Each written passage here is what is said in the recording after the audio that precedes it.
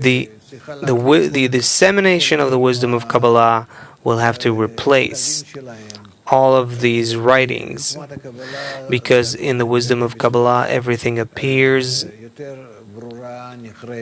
clearly, decisively, not philosophically. It's not that some wise person thought that way or wrote correctly and poetically or philosophically about it.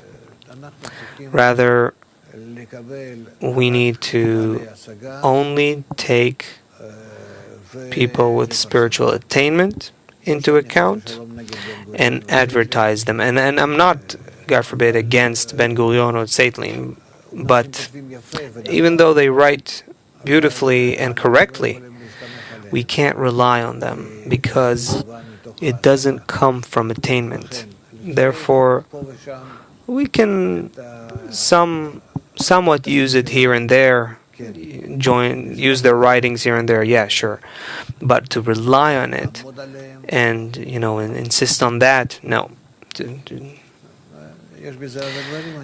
There's many details here more, but I don't want to go into that. Zeitlin was very knowledgeable. Ben Gurion too.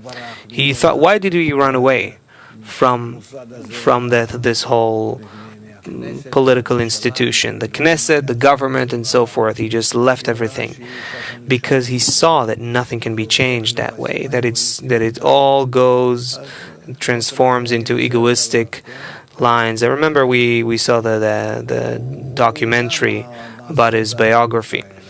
Even there, you could see that he knew the secret of Israel, but he wasn't able to penetrate through that institution and do something that way. So he left everything and went on his own. We just have to understand that this person was very bitter because he really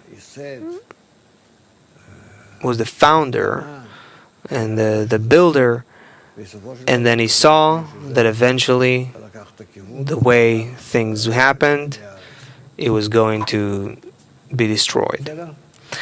Okay?